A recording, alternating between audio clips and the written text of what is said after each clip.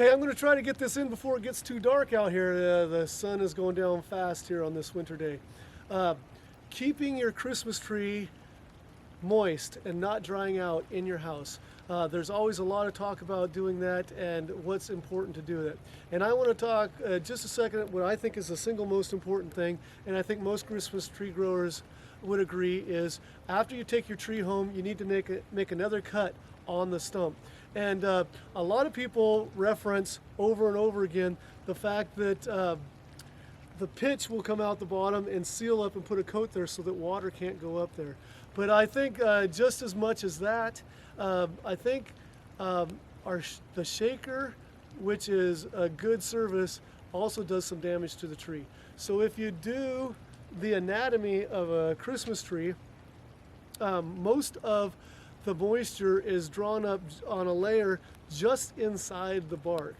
Okay, so as it gets into the heartwood, it no longer is drawing up wood. The capillary action is usually on the outer rings of the wood, just inside the bark.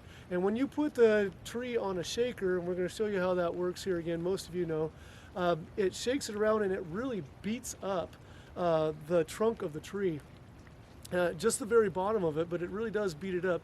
And so with the capillaries in the trunk of the tree, those, think of them, poor analogy, but think of them as little hoses that are going up there, capillaries that draw up the water. And if you are smashing that in the shaker, then think of having kinked hoses, or your hose sitting on the driveway and you park your car on it and the water is not going to go through there because it is not able to draw it up anymore. So when you use a shaker and you damage that ring on the very bottom of the tree, if you cut that off again, you open that back up. And so it's not hard, you know, if you're telling people to cut the base of the tree when they get home, they're probably cutting off that part that's sitting in the bottom of the shaker and getting damaged anyway. But one thing that you might not think about, those of you that do the pin Christmas tree stands and it holds up the tree, and that is a wonderful service. They hold it up, and the people that have those are probably putting up their trees pretty fast anyway because you've already drilled it. But one of the things that you might want to consider is when you shake the tree, cut it again, cut a ½ inch off the bottom of the tree before you put the pin in, because if you drill for the pin in that tree for the stand, they go home, they cannot now cut the bottom of the tree off because the pin has a certain depth where it catches, and so you've kind of created an issue there.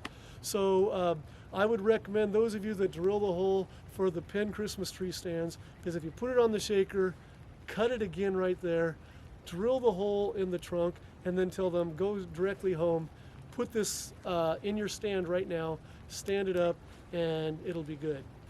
So if you're not familiar with the shaker, you're putting the trunk of the tree in this bowl that comes down narrower and narrower as you go, and the bottom of the tree sits around these rings.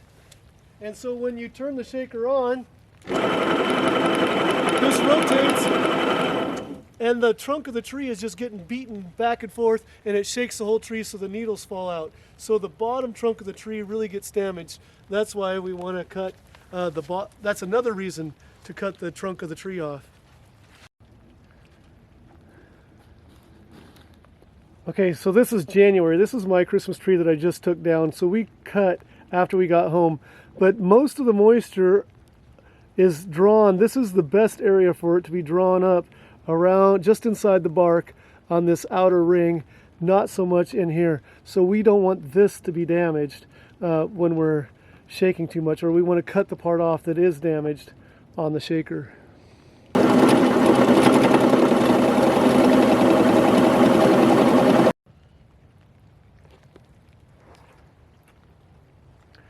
Okay, it's getting a little dark outside and I don't have artificial light. I hope the camera can adjust for this. But you can see after running this through the shaker that this edge is all rounded up, and the cells inside the bark and the first row inside the bark are pretty mashed up. And so the capillary action of drawing the moisture up is going to be limited. Okay, yeah, there can be some further in. I have had trees that were super large trunks and we cut it smaller so that it fit in a friend's stand, and they reported that the tree dried out much faster than normal, but that's because we took off all this layer out here that is the most important for drawing up moisture. So once you put it in the shaker, cut off another 1/2 inch, and you probably get rid of that damaged area and open up the hose, or basically you got the kink out of the hose.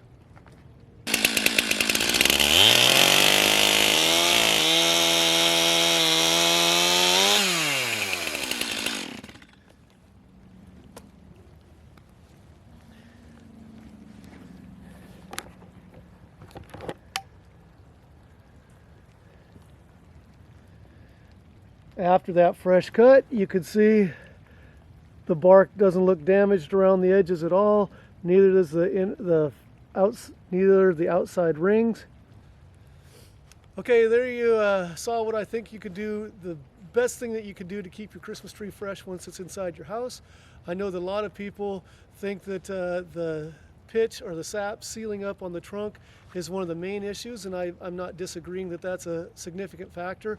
And a lot of people like to put hot water, some people even boiling water, in the stand to break that up. But I really believe that fresh cut, even after you're putting it on the shaker, is the single most important thing you can do. I'm always looking for other tips to keep our Christmas trees fresh. If you have other ideas, please put them in the comment section. And as always, thanks for joining me on the Flanagan Homestead, where Christmas trees are my business, teaching, including horticulture, is my job, and outdoor projects are my passion. Be blessed, everyone.